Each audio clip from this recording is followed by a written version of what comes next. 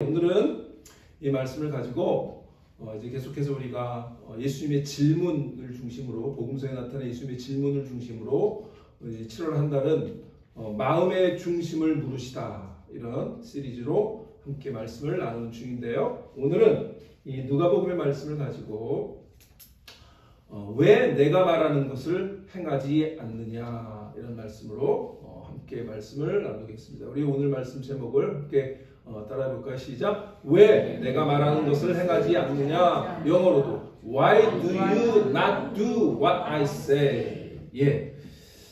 원래는 이제 원문에는 어찌하여 내가 말하는 것을 행하지 아니하느냐. 근데 길어요. 그래서 조금 줄여서 왜 내가 말하는 것을 행하지 않느냐, 이렇게 예수님의 그 질문을 그대로 제목으로 삼았습니다. 1995년 6월 29일 오후 5시 57분에 그 당시 한국에서 가장 고급 백화점이었던 삼풍백화점이 무너져 내렸습니다. 서울 그 서초구 서초동에 위치한 삼풍백화점의 A동 건물이 완전히 붕괴하면서 총 502명이 사망을 했고요. 937명이 부상했고 실종들이 다수 있었습니다. 저는 그때 미국에서 이제 석사 과정을 마치고 잠시 한국에서 부목사 사역을 이제 하기 위해서 1994년 이 일이 일어나기 한 해 전 여름에 이제 한국으로 잠깐 나가서 한 2년 동안 목회를 하다가 다시 미국으로 96년에 들어왔는데요. 그때 하필 한국에 있는 동안에 이 일이 일어났습니다. 94년에 여름에 잠깐 나갔었는데 이 일이 벌어질 때 엄청난 충격, 저뿐만 아니라 대한민국 전체가 충격에 휩싸였던 기억이 생생합니다. 그런데 그 바로 전년도 제가 한국에 들어간 1994년 여름에 이제 들어갔는데 조금 있을 때 가을에 10월 21일에 성수대교가 무너졌습니다. 그래서 이게 다리가 무너져, 이렇게 충격을 받고 있는데 불과 8개월 만에 이 삼풍백화점이 무너진 것입니다. 올해가 6월 29일 지난 몇 주 전이죠. 꼭 30년이 되는 해였어요. 그래서 그날 우리 주일날 식사하면서 우리 우목사님, 우리 김장로님, 우리 최 전사님과 함께 그 사건에 대해서 한참 대화를 나눴었습니다. 그 당시에 가장 화려했던 백화점, 명품을 제일 많이 팔던 삼풍백화점이 무너지는 데는 단 20초 걸렸습니다. 그 건물이 붕괴된 원인은 여러 가지 있었겠지만 부실 시공, 우리 장로님이 이제 통옥과 나오셨으니까 잘 아시겠죠. 부실 시공, 관리 부실, 이런 것들이 원인이었습니다. 원래 이제 제가 조사를 좀 해보니까 이 삼풍백화점이 오피스 건물로 설계되었었다 그래요. 그런데 이제 그 백화점을 백화점으로 용도 변경을 한 거죠. 그리고 내부 구조에 큰 변화가 생긴 거죠. 그러니까 이제 일단 오피스 건물과 백화점 건물은 다르게 지을 텐데 그렇게 용도 변경을 했고, 그리고 원래는 4층까지만 짓는 건물이었는데 무리하게 5층으로 중축을 했다고 합니다. 그리고 그 5층에는 우리가 잘 알다시피 대형 음식점, 푸드코트가 있었고, 그리고 이제 그 음식점을 유지하려면 이제 옥상에 수십 톤에 달하는 냉각 탑이 3대나 이렇게 설치되어 있었던 거죠. 그러니까 도저히 이 건물이 그 많은 하중을 견디지 못한 겁니다. 이런 원인으로 인해서 건물은 보이지 않는 곳에서부터 분명히 조금씩 균열을 보였을 것이고, 그리고 그 보이지 않던 균열이 이 건물을 더 이상 버틸 수 없는 어떤 임계점에 도달한 겁니다. 그리고 결국은 끔찍한 붕괴, 수많은 사람을 죽게 하는 그런 비극을 맞게 된 거죠. 오늘 우리가 함께 나누려고 하는 말씀도 이러한 것입니다. 보이지 않는 기초에 가는 것입니다. 사실 이 아스팔트 이런 것들을 몇 규정에 맞게 쓰느냐, 이런 것들은 그 건물을 짓는 사람에게 달렸죠. 정직하게 규정에 맞는 것을 쓰느냐, 아니면 조금 이제 남은 것을 빼먹고 규정에 안 되는 것을 쓰느냐. 그런데 성소대교도 그랬고 삼풍도 그랬고 아마 분명히 그런 비리가 있었지 않겠나 그런 생각을 합니다. 근데 문제는 겉으로는 알 수가 없다. 그 안에 정말 규정에 맞는 것을 썼는지 안 썼는지는 우리가 그것을 들여다보지 않는 한 보이지 않는 것입니다.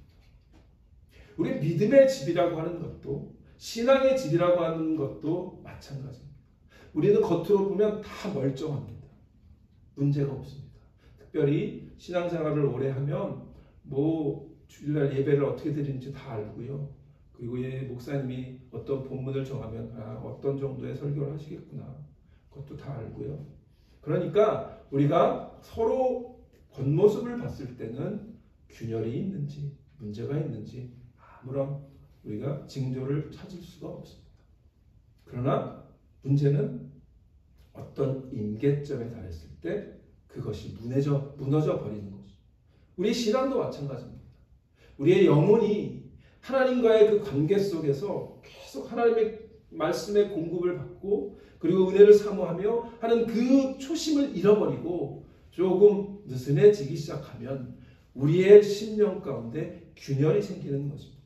그리고 그 균열은 언젠가 무슨 일이 크게 닥칠 때에 그 균열이 우리를 산산조각내고 무너뜨리게 되는 겁니다. 오늘 예수님은 오늘 우리에게 질문을 하시는데 왜 내가 말하는 것을 행하지 않느냐 이렇게 물으십니다. 겉으로 볼 때는 이 질문은 윤리적이고 도덕적인 질문처럼 보입니다. 우리는 열심히 잘하고 있습니다. 뭐 신앙인으로서 헌금도 열심히 드리고 주일도 열심히 참석하고 예배 열심히 드리고 있습니다. 그리고 뭐 봉사도 열심히 하고 또 전도도 하고 이런 일들을 행하고 있습니다. 라고 말할 수 있습니다. 그런데 오늘 이 질문 앞에 사실은 예수님이 더 중요한 것을 말씀하셨다는 거예요. 오늘 본문 다시 한번 46절에 보면 예수님이 뭐라고 얘기하시냐면 너희는 나를 불러 주여 주여 하면서도 라고 하는 말이 앞에 있어요. 그냥 생뚱맞게 너희는 내가 왜 말하는 것을 행하지 않느냐라고 물으신 게 아니라 앞에 전제가 있었어요. 너희는 나를 불러 주여 주여 하면서도 어찌하여 내가 말하는 것을 행하지 않느냐라고 물으시는 거죠. 그러면 우리는 이 예수의 질문을 이 맥락과 연결해서 생각해 봐야 돼요. 너희 나를 지금 주여 주여 열심히 부르는구나 라고 하는 게 전제입니다. 그런데 삶의 모습은 내가 말하는 것을 행하지 않는 것을 예수님이 보고 계시는 거죠. 그래서 우리는 이 질문을 다시 한번 좀 깊이 생각하려고 합니다. 역시 이 질문도 우리의 마음의 중심을 물으시는 질문인 겁니다. 어떻게 말하면 이 질문은 이겁니다. 우리는 주여 주여 신앙을 고백합니다. 그런데 그 신앙 고백이 과연 정말 있냐? 정말 살아있는 실체냐라는 거죠. 여러분, 그 실체와 허상은 굉장히 다른 거죠. 허상은 이 사막의 이 신기루 같은 거죠. 그래서 사막의 사람들이 오아시스를 보고 있는 줄 알고 착각하는 경우가 많죠. 그러니까 뭔가 보이는 것 같죠. 그런데 가보면 없는 겁니다. 그걸 뭐라고 하냐면 허상이라고 합니다. 근데 실체는 뭐냐면 실제로 있는 겁니다. 가서 만질 수 있고요. 볼 수 있는 거고 그걸 실체, 영어로 리얼리티라고 얘기하죠. 우리의 믿음도 사실은 우리 스스로는 볼 수 없어요. 그런데 우리의 중심을 보시는 예수님은 보신다는 거죠. 이게 허상인지 진짜인지. 우리가 주님을 고백하고 주여 주여 부르고 찬양 부르고 이런 것들이 그저 빈 껍질, 공허한 어떤 종교적인 레토릭이냐 아니면 진짜 진정성이 묻어나는 것이냐. 그러니까 예수님은 왜 내가 말하는 것을 행하지 않느냐라고 질문하시는 것은 너의 믿음이 진짜냐라고 물으시는 거죠. 너의 그 고백이 진짜냐라는 거예요. 그래서 오늘은 이 말씀을 통해서 우리 각자의 신앙의 기초를 점검하고 그리고 우리의 삶 가운데 수많은 어떤 비바람 속에서도 결코 무너지지 않는 견고한 신앙의 건물을 믿음의 집을 짓기로 다시 한번 하나님 앞에서 결단하는 그런 은혜가 있기를 주의 이름으로 축원합니다. 아멘. 오늘 그러면 예수님이 이 말씀을 전했던 대상이 누굴까요? 오늘 본문에는 없어요. 그러니까 아까 우리 성경을 찾으셨으면 성경 누가복음 6장을 좀 같이 봤으면 좋겠습니다. 누가복음 6장 17절을 보겠습니다. 누가복음 6장 17절. 누가복음 6장 17절에 보시면 예수께서 찾으셨나요? 네. 누가복음 6장 17절. 예수께서 그들이에요. 그들과 함께 내려오사 평지에 서시니 그 제자의 많은 무리와 첫 번째 예수님의 설교를 듣는 대상이 누구냐면 그 제자의 많은 무리라고 하는 첫 번째 대상이 있고요. 그 다음에 예수의 말씀도 듣고 병 고침을 받으려고 유대 사방과 예루살렘과 두로와 시돈의 해안으로부터 온 많은 백성도 있더라. 이렇게 기록하고 있습니다. 그러니까 쉽게 말하면 두 부류의 그룹이 예수님의 설교를 듣고 있었습니다. 첫 번째는 뭐예요? 그 제자의 많은 무리. 자, 그러면 여기서 그 제자의 많은 무리라고 하면 예수님의 12제자만을 포함하는 건 아닌 것 같죠? 우리가 12명을 많다고 얘기는 안 하거든요. 그러니까 그 제자의 많은 무리 하면 아마도 예수님이 12제자를 포함하고 그 다음에 예수님이 이제 공생을 시작하고 많은 기적을 일으키고 병도 고치고 이러자 이분이 진짜 메시아인 것 같다라고 하는 확신을 갖고 예수님을 주님으로 부르며 따르기로 작정한 사람들. 그래서 거기에 누가복음은 제자라고 이렇게 호칭을 하고 있는 거죠. 그러니까 두 번째 그룹의 그 무리들, 두 번째 부류는 그냥 말씀도 예수님 말씀 참 좋네. 근데 병도 고쳐주시네. 그러니까 그냥 사방에서 유대 사방과 예루살렘과 두로와 시돈의 해안으로부터 온 많은 백성들, 그런 사람들을 우리는 뭐라고 부르냐면 군중이라고 해요. 영어로 말하면 crowd. 그죠? 그러니까 두 부류 있는 거예요. 첫 번째 부류는 정말 예수님이 메시아인 거야 라고 생각하는 어느 정도의 확신을 갖고 예수님을 주님이라고 부르는 사람이 있었고, 그리고 그 사람들을 제자의 많은 사람들, 제자의 많은 무리들 이렇게 얘기했고요. 그러면 두 번째 부류는 그냥 군중들이었던 거죠. 그러니까 우리가 이 복음서를 읽으면서 이 예수님의 질문이 어떤 대상이었는지를 이렇게 규정하는 게 중요합니다. 왜냐하면 예수님을 따르지도 않는 사람들을 예수님이 막 질책하고 또 어떤 진심을 물으시면 나는 주님을 주님이라고 부르지도 않는데 왜 내가 주라고 불렀다고 혼을 내죠? 이렇게 얘기할 수 있잖아요. 그런데 사실은 이 두 부류를 향해서 다 말씀하셨는데 특히 뭐예요? 첫 번째 부류. 첫 번째 그룹. 주님이라고 어느 정도 인정하고 제자라고 불리울 정도의 사람들. 그 사람들을 향해서 주님이 마음의 중심을 물으시는 거죠. 그리고 이제 더불어서 이 군중들도 내가 이 사람을 따르면 주님이라고 불러야 되겠구나. 그리고 주님이라고 부르면 그분이 말하시는 걸 행하라고 지금 말씀하시는 거구나. 그 정도는 이해를 하도록 질문을 하셨겠죠. 그렇죠?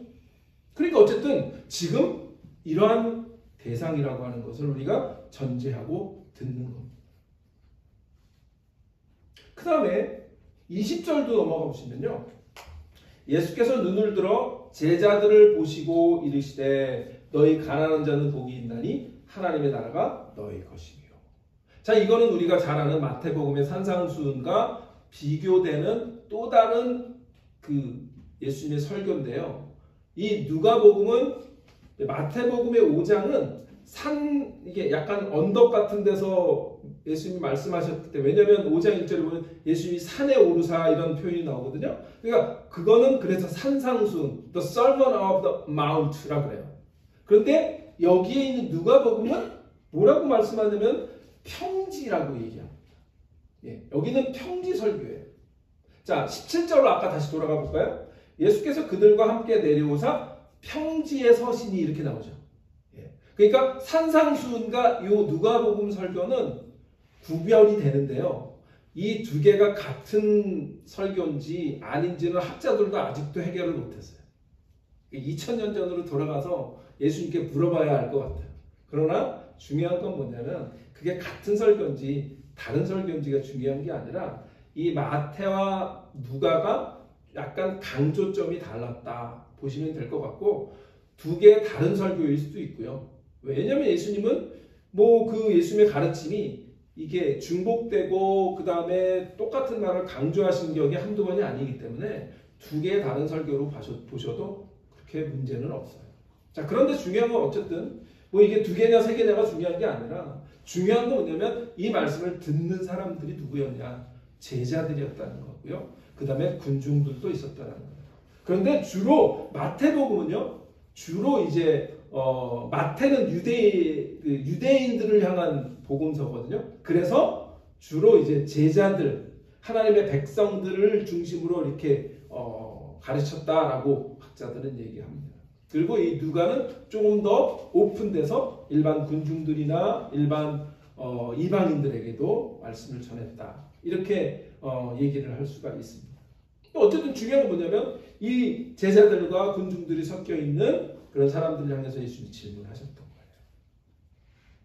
자, 그래서 오늘 본문은 이 듣는 무리를 향해서 뭘 얘기하시는 거냐면 나를 따르는 그 믿음이 진짜냐 가짜냐, 진정성이 있는 거냐 아니면 그냥 패션으로, 아니면 그냥 좋아하는 팬으로 그렇게 따라다니는 거냐, 이런 거. 미국의 목사님 중에 닐 카이들만이라고 하는 목사님이 있는데, 카이들만이죠. 저 정확하게. 그런데 그분이 쓴 책 중에 Not a Fan이라는 그 영어 원제목 Not a Fan, 그러니까 팬이 아닌 그런 제목이 있어요.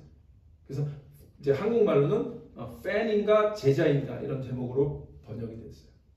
근데 거기에 이제 주요 얘기는 뭐냐면 예수님이 따른 진짜 제자냐, 아니면 야구 경기장에 예를 들면 삼성 라이온스 팬처럼, 오비베어스 팬처럼 그냥 거기에 열광하고 점수 안 나면 다시 떠나고 이 정도의 팬이냐, 이렇게 얘기하는 그런 책인데요. 굉장히 좋은 책입니다. 어쨌든 예수님은 그걸 묻는 거죠. 제자냐 아니면 팬이냐, 너의 믿음이 진짜냐 아니면 가짜냐. 신앙사의 괴리를 묻는 거예요. 근데 아까 우리 산풍 얘기를 했지만 괴리가 뭐죠? 균열이죠.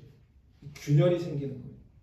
나의 믿음이 진정성이 있었는데 점점 이게 괴리가 생기고 균열이 생기면 어떻게 되죠? 무너져 버리는 거죠. 그래서 오늘은 예수님이 그래서 이 질문을 하시면서 건축가의 비유를 하신 거예요. 반석 위에 짓는 집, 모래 위에 짓는 집. 예수님이 이 질문을 하면서 동시에 이 두 종류의 건축가를 비유를 통해서 우리의 믿음을 돌아보라고, 점검해보라고 말씀하고 계십니다. 근데 사실은 이 말씀은 왜 내가 말하는 것을 행하지 않느냐라고 하는 질문이 하나지만, 오늘 본문의 맥락으로 이렇게 잘 보면요, 이 질문은 사실은 세 가지 질문이에요. 그 세 가지 질문을 통해서 우리의 믿음을 다시 한번 진위 여부를 확인해 보려고 하는 거죠. 자, 하나하나 보겠습니다. 첫 번째, 사실은 이 예수님의 질문은 이걸 물으시는 거예요. 첫 번째, 나의 주님이라고 하는 고백이 진심인지를 물으시는 거예요. 진심이에요. 그래서 예수님이 너희가 나더러 주여 주여 부르는데 왜 내가 말하는 걸 행하지 않아? 라고 묻는 거죠. 그러니까 그 주님이라고 하는 말 자체가 진짜냐고 묻는 거죠. 그게 진심이냐고 묻는 거예요. 요즘 용어로 말하면 진정성의 문제인 거예요. 이제 한국 분들이 진짜 이제 진정성에 대해서 되게 정말 진정적이잖아요. 네? 그래서 이제 말이 아니라 삶으로 보여주는 사람, 겉과 속이 같은 사람, 이런 사람을 신뢰하고요. 또 이건 우리가 물건을 구매할 때도 마찬가지잖아요. 겉만 뻔치르한 물건은 안 좋아하잖아요. 이게 그 이름의 그 브랜드에 그 맞는 그런 퀄리티를 갖고 있는 그런 그 상품을 좋아하잖아요. 그래서 진정성인 거죠. 그러니까 우리의 심령을 이렇게 돌아보면 나는 이 김현석이라고 하는 목사가 진짜 진정성이 있느냐, 나의 이 정품이 인정되느냐라고 하는 걸 묻는 거예요. 너 겉으로는 이렇게 스티커에는 정품 이렇게 돼 있는데 속에는 아닌 거예요. 이러면 이건 뭐예요? 진정성이 없는 거예요. 옛날에 제가 가죽을 조금 공유를 해봤는데요.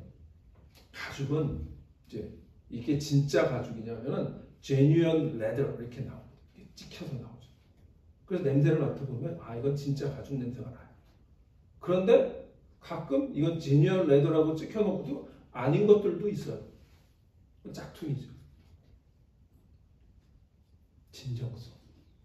내가 주님 우리가 기도하고 하나님 앞에 나가서 예배하고 이런 모든 것들이 그 고백이 진심이라는 거예요.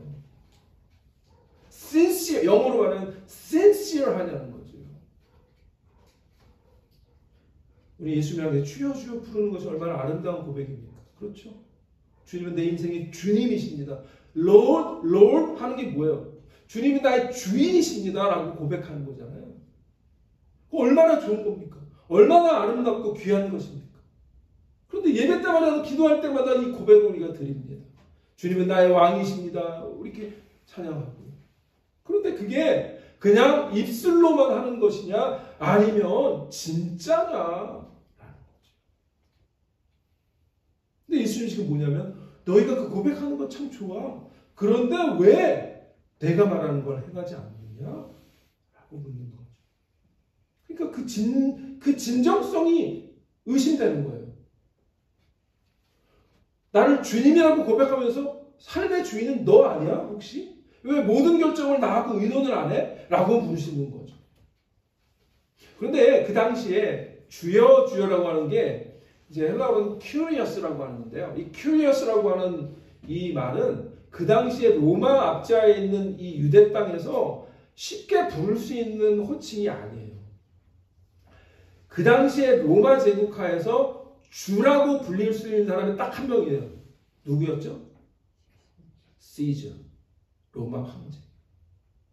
그 로마 황제만 주라고 불렸어요. 그래서 그 당시에 로마 황제 숭배가 편만에 있었던 거예요. 그런데 그 로마 제국하에서 지금 예수님을 저 나사렛 촌구석에 온 그분을 주여 주여 부른다라고 하는 것은 그냥 뭐 선생님 정도가 아니에요. 이건 랍비 정도가 아니에요. 이건 그분이 마치 이 로마 황제 시저와 동급인 것처럼 그 당시에는 목숨을 건 호칭인 거죠. 예수가 나의 주님이십니다. 아니면 시저가 나의 주님이십니다. 할 수 있는 그 동급에서 누굴 선택한 거예요? 시저가 아니라 가이사가 아니라 누구예요? 예수님을 선택한 겁니다. 그러니까 사실은 아까 그 첫 번째 부류의 무리들은 그 쉬운 사람들이 아닌 거예요. 만만한 사람들이 아닌 거예요. 왜? 그 위험성을 안고 그 예수님을 누군지도 잘 모르는 그분을 주여 주여 따라다녔던 겁니다. 그 고백은 어떻게 보면 목숨을 건 그런 선언이었고, 그러니까 예수님은 뭐예요? 그래? 그 정도의 너희가 나를 주님으로 고백한다고? 그러면 그 고백에 담긴 무게와 책임을 묻는 거죠. 진짜야? 나로 인해서 그렇게 목숨을 걸 정도냐? 물으시는 거죠. 우리 요즘은 이제 신앙생활 하면 막 그렇게 진지하게 이렇게 얘기하면 부담이 되죠. 나는 그냥 교회 다니고, 그리고 그냥 예수님 좋은 얘기도 듣고, 그리고 그냥 이 정도면 잘 믿는데 자꾸 피곤하게 예수님은 자꾸 깊이 더 하라고 부르시지? 그런 생각을 할 수 있어요. 저도 그렇게 생각을 하고요. 그런데 예수님은 거기까지 원하시고자 십자가에 못 박혀 죽으신 게 아니라고 말씀하시는 거예요. 그 구원의 무게가 내가 그저 너의 신앙이 액세서리하는 정도로 나를 믿고 따르라고 할 정도로 인해서 내가 너에게 목숨을 준 게 아니야 라고 묻는 거예요. 그래서 구약에서도 이러한 괴리를 하나님이 이스라엘 백성에게 느끼셨어요. 그래서 이사야를 통해서 뭐라고 한탄하시냐면 이사야 29장 13절에 이렇게 얘기하시죠. 이사야에서 주께서 이르시되 이 백성이 입으로는 나를 가까이하며 입술로는 나를 공경하나 그들의 마음은 내게서 멀리 떠났나니 그들이 나를 경외함은 사람의 계명으로 가르침을 받았을 뿐이라. 하나님이 뭘 물으셨어요? 이스라엘 백성에게? 입술의 고백이 아니고 마음, 그게 진정성이죠. 우리가 인간관계 하면서 제일 중요시하는 게 뭐냐면 마음을 얻는 거잖아요. 마음이 떠나면 그 관계는 오래 못 가죠. 하나님은 우리의 마음을 원하시는 거예요. 그 진정성을 원하시는 거예요. 그리고 그 마음이 진짜면 그 관계도 진짜고 그리고 진짜 사랑하는 관계가 되는 거죠. 그래서 그 사람을 위해서 뭐든지 할 수 있는 그런 모습이 삶에서 나오게 되는 거죠. 그런데 마음이 떠나면 그냥 일상적인 관계는 유지하지만 진정성은 없는 거죠. 예수님은 진짜 그걸 물으시는 거예요. 진정성. 그런데 디도서에 보면 좀 더 강한 표현을 씁니다. 그들이 하나님을 시인하나 행위로는 부인하니 가증한 자여 복종하지 아니하는 자여 모든 선한 일을 버리는 자니라. 이렇게 막 강경한 그런 얘기를 하기도 합니다. 우리는 이 정도는 아닐 수 있어요. 그러나 굉장히 경고하는 그런 말씀이라고 생각합니다. 오늘 주님은 어찌하여 내가 말하는 것을 행하지 않느냐라고 물으실 때 주님은 첫 번째 이렇게 물으시는 거예요. 나의 주님, 주님이라고 하는 나의 고백이 진실인지를 물으시는 거예요. 두 번째 예수님의 이 질문은 뭐냐면 내가 순종이라고 하는 수고를 하고 있는지를 물으시는 거예요. 순종이라고 하는 수고를 하고 있는지 물으시는 거예요. 그렇다면 예수님은 견고한 신앙, 진짜 신앙을 물으시는 건데요. 예수님이 뭐라고 하냐면 오늘 말씀 가운데 47절에 보시면 이렇게 얘기하시죠. 내게 나와 내 말을 듣고 행하는 자마다 이렇게 얘기하시죠. 내게 나와 내 말을 듣고 행하는 자마다. 이게 진짜 신앙입니다. 근데 여기 구원받은 믿음의 세 가지 단계가 나오는데요. 첫 번째 뭐냐면 내게 나오는 거예요. 두 번째는 내 말을 듣는 거예요. 그 다음에 세 번째 뭐예요? 행하는 거. 이게 구원받은 믿음으로 구원받은 자의 세 가지의 어떤 과정이에요. 우리는 주님께 나와요. 그리고 예수님의 말을 듣는 거예요. 그리고 그 말을 행하는 거예요. 그게 우리가 예수를 믿는다고 고백하는 전부예요. 근데 이 셋은 분리될 수 없는 거예요. 이 믿음은 이 세 가지가 다 한 과정인 거예요. 주님께 나오는 거고요. 말씀을 듣는 거고요. 그리고 그것을 행하는 거예요. 이게 우리의 믿음의 전부예요. 그래서 예수님은 이 말씀을 하시고 나서 이제 무엇이 진짜인지를 그 두 가지의 건축자의 비유를 통해서 우리가 너무나 잘 아는 어렸을 때 주일학교 나신 분은 뭐 그 반석 위에 짓는 그 찬양, 그 어렸을 때 그 찬양도 불렀고, 그다음에 찬송가도 있잖아요. 잘 짓고 잘 짓세 우리 집 잘 짓세, 이 찬양도 있고. 그러니까 지금 이 잘하는 이 건축가의 비유를 말씀하시는데요.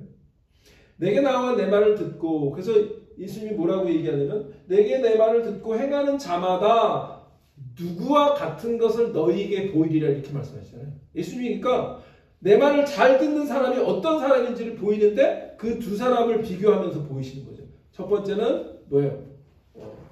모래에 짓는 사람, 두 번째는 반석 위에 짓는 사람. 이렇게 두 종류로 비교하면서 궁극적으로 내 말을 듣고 행하는 자는 뭐라는 거예요? 반석 위에 집을 짓는 자라는 거예요. 너무나 잘하는 거예요. 자, 그런데 우리가 기억해야 할 정말 중요한 그 말씀이 뭐냐면 48절에 있는 말씀인데요. 48절에 집을 짓되 집을 짓되 깊이 파고, 이게 중요해요. 집을 짓는데 깊이 판다라는 표현을 해주셨어요. 깊이 파는 거예요. 근데 이 깊이 판다고 하는 건 뭐냐면 그 당시에 예수님이 계시던 이 팔레스타인 땅을 잘 알아야 돼요. 이 팔레스타인 땅은요, 이 건기에는 단단해 보이는데 사실은 그 흙의 아래에는 모래와 자갈이 섞여 있는 거예요. 그래서 예수님이 뭐예요? 네 가지 땅의 비유를 말씀하시는 게 그게 그런 거를 다 알기 때문에 그렇게 말씀하신 거거든요. 그러니까 거대 흙이 있는데 그걸 조금 파면은 모래와 자갈이 섞여 있는 땅이 나와요. 그리고 그 모래와 자갈이 섞여 있는 걸 더 파고 더 한참 파야 단단한 그 안반, 그런 반석이 나온다는 거죠. 그러니까 그거를 반석이 나올 때까지 파는 뭐가 필요한 거예요? 수고가 필요한 거예요. 근데 이게 쉬운 게 아닌 거죠. 그 당시에 무슨 그렇게 기구가 많이 있겠어요?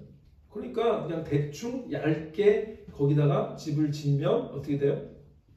무너지는 거죠. 그러니까 진짜 단단한 집을 짓려면 그 수고를 해야 되는 거예요. 그 깊은 반석이 있는 데까지 땅을 파야 되는 거예요.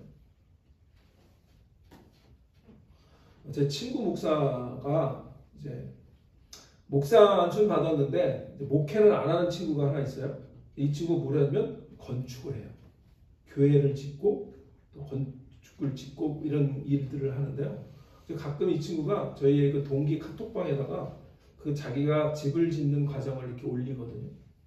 그러면 거기에 이렇게 기초공사하는 거를 이렇게 올려요.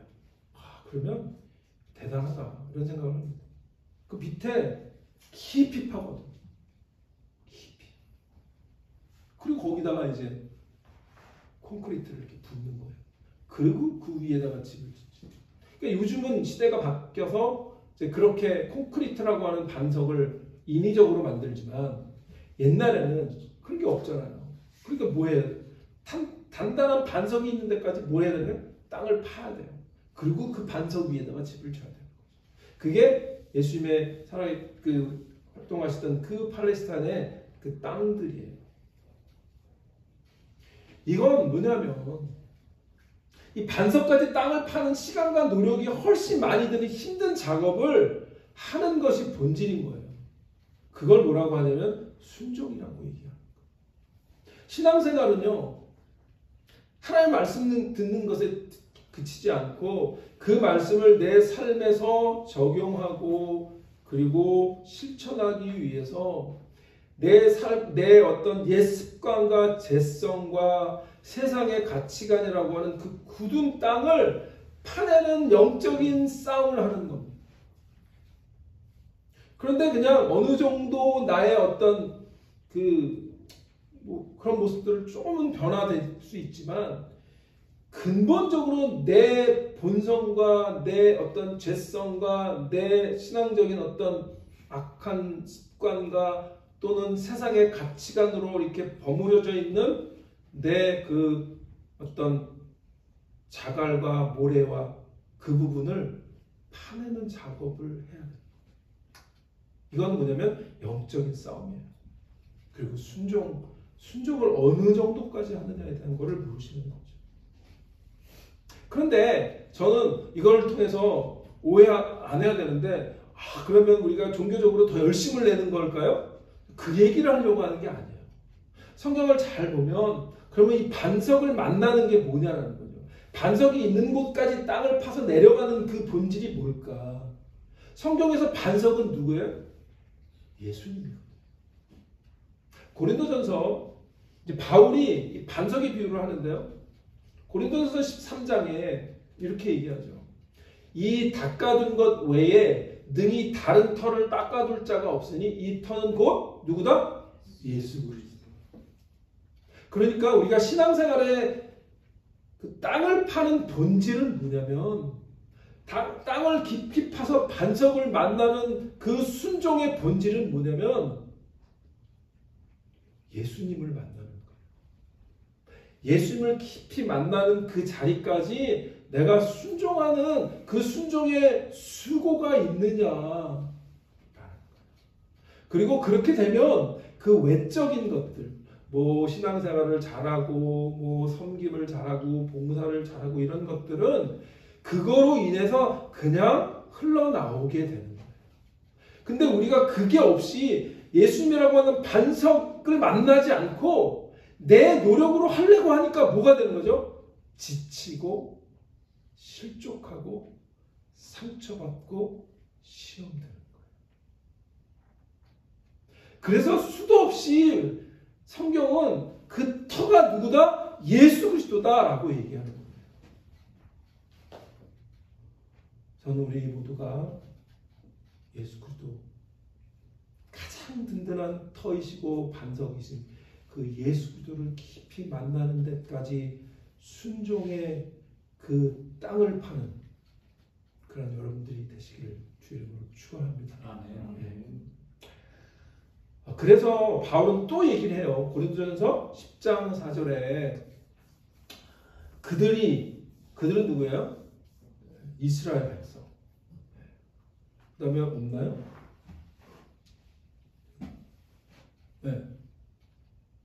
10장 4절 없나요? 네, 없네요. 자, 그러면 고린도 10장 4절에 이런 얘기합니다.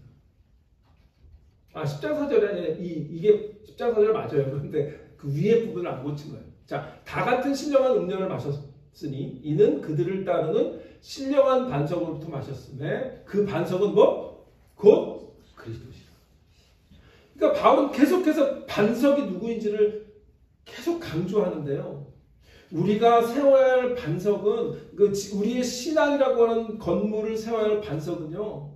우리의 의의가 아니에요. 우리가 내가 신앙생활을 얼마나 했는지 외적으로 어떤 모습을 보이고 그렇게 보였는지에 대한 내 공로가 아니라 예수 그리스도 그분 위에 우리의 신앙의 집을 짓는 것임을 다시 한번 분명히 하시기를 주님으로 축원합니다. 그래서 우리가 파고 들어갈 기초는요. 나의 어떤 도덕적인 잘남, 율법적인 행위 이런 것이 아니라 오직 예수 그리스도 반석 그분인 것을 기억하시길 바랍니다. 그러면 우리가 주님을 고백하는 것 자체가 그렇게 예수 그리스도를 깊이 만나게 되면 우리의 주여 주여라고 하는 그 고백이 주님 앞에나 사람들 앞에 진정성이 보이게 되고 진정성이 묻어나게 돼요. 그 말 예수님은 지금 그거를 묻고 계십니다. 내가 순종이라고 하는 수고를 하고 있느냐? 어떤 순종? 나를 만나고자 하는 그 순종. 그것을 말씀하는 거예요. 마지막으로 세 번째 예수님은 이 내가 말하는 것을 행하지 않느냐를 통해서 세 번째 나의 믿음은 그러면 무엇으로 증명되는지를 보시는 거예요. 우리의 믿음이 뭘로 증명되느냐? 언제 여러분 진짜와 가짜가 드러나요? 아까 우리 삼풍 얘기한 것처럼 이게 무슨 어떤 큰 그 하중이 왔을 때 이걸 견뎌내는 수십 톤의 그 냉각탑을 이 하중이 못 견딘 거죠. 만약에 그 전에 그런 증축을 하려면 더 어떤 사전에 어떤 그 틀을 더 세우고 뭐 시공을 제대로 했다면 그 하중을 견뎠을 거예요. 그런데 그런 어려움이 왔을 때 못 견뎠기 때문에 무너져 내린 거죠.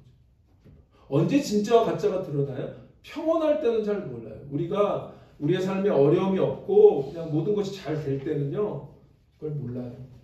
그런데 위기가 닥칠 때 진짜 가짜가 드러나는 거죠.